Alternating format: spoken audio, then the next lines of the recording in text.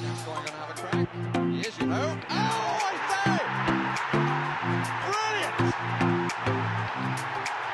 That is schoolboy's own stuff. Oh, I bet even he can't believe it. Good morning and good morning to you. Welcome to this Good Morning Tottenham Away episode. It's a Monday episode. It is absolutely hammering it down in North London today, guys. I hope you all had an awesome weekend and hope all your families are well. Guys, so the weekend, the first round of fixtures by obviously United that's due to play tonight are done. So everyone's had their first game. What are your thoughts? What are the teams that kind of, gave him, was it Arsenal perhaps that gave him good, what kind of impressions did he get from the Newcastles, Arsenal, City, Chelsea themselves? Chelsea looked to me, guys, that this season, I think Poch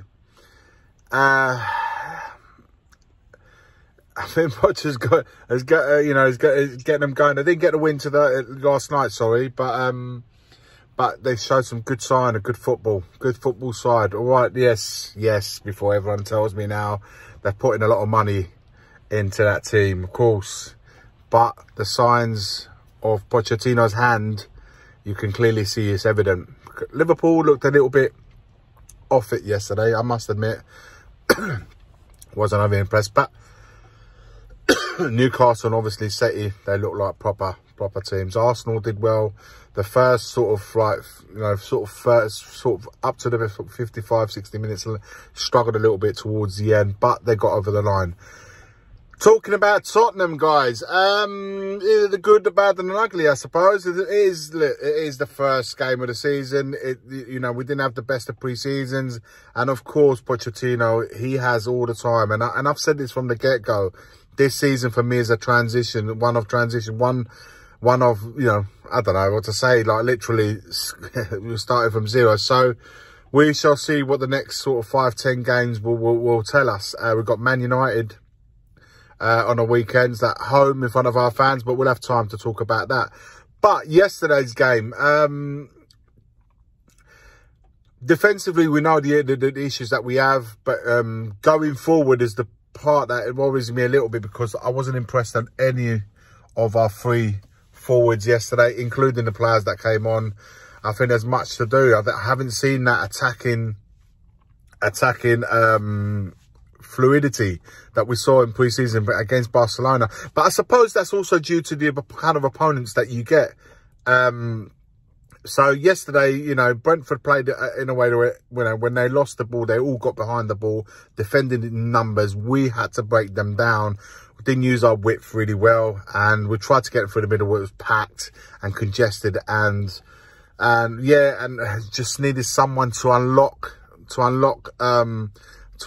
that Brentford defence, and we didn't have, other than Maddison, I don't remember having a lot of other players there. Perhaps Lo Celso could have been introduced before. I was actually disappointed a little bit with Ange by not putting a couple of more subs, say Lo Celso himself and Solomon, to try and open them up a little bit, trying to unlock, cause a little bit of panic in their defence.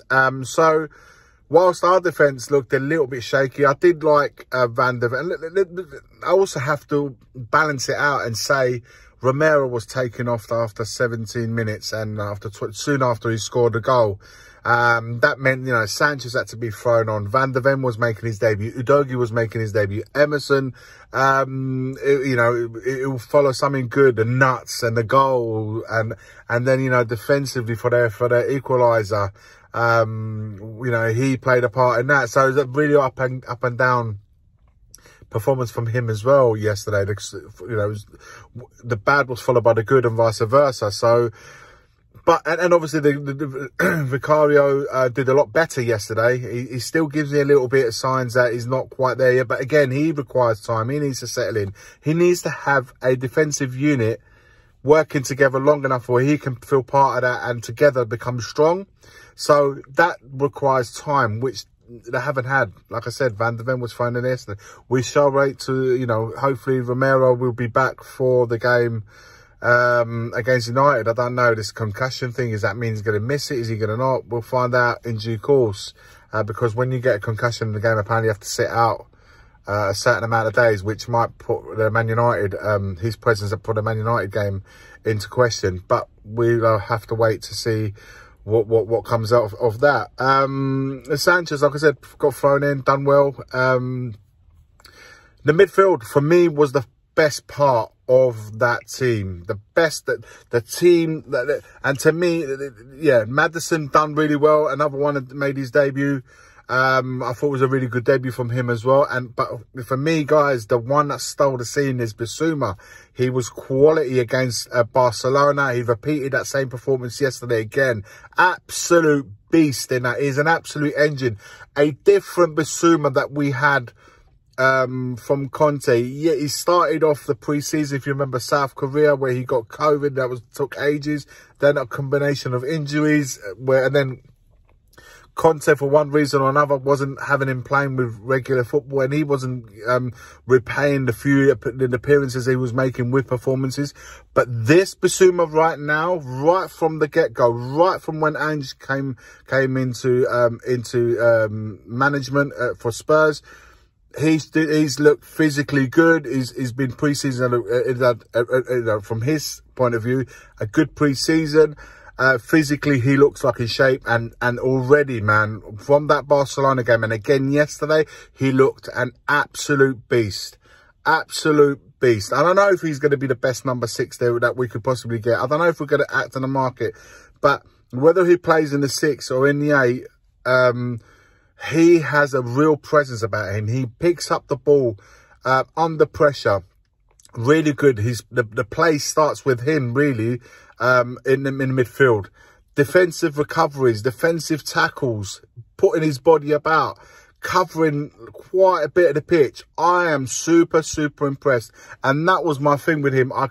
In pre-season, I said he was the one player that I was looking forward to seeing this season. I wanted to see the Brighton player, the Brighton Bissouma, one that we hadn't seen all season, and one that we bought for. We bought him for that reason, because we knew what he can do. And at £25 million, if this is the Bissouma that we're going to start seeing with the regularity, is an absolute steal, guys. And that, I want to have somebody. I look forward to the day Bentancur becomes available again, to see him alongside it. With Skip, I wasn't overly. He had an okay performance, but it wasn't anywhere near the level required. But again, it is only the first game of the season. But the players yesterday that set a tone, Maddison, and you got to look at Van de Ven, because Udoji himself had a really good game. You know, the debutants overall, I thought they did really well, given, you know, considered. And for me, Bissouma was like a new player for me. He's a different, so for me, it was like almost as if he made his debut for Spurs yesterday. This is a different animal. And if he can stay away from injuries, I reckon we're in for a good time with him in that central midfield. Just need to find the right pairings to get them going. The forward lines we need to look at that. Richarlison was disappointing. He hasn't impressed me in any of the games I've seen him play, bar the City Sailors.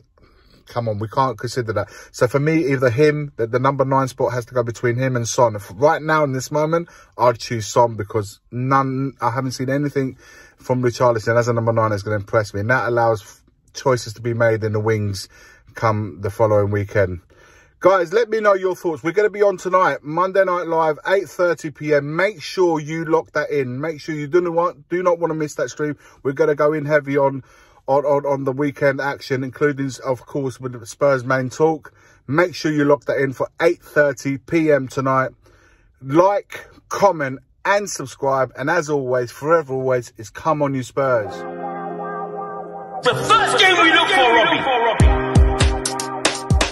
Tottenham away.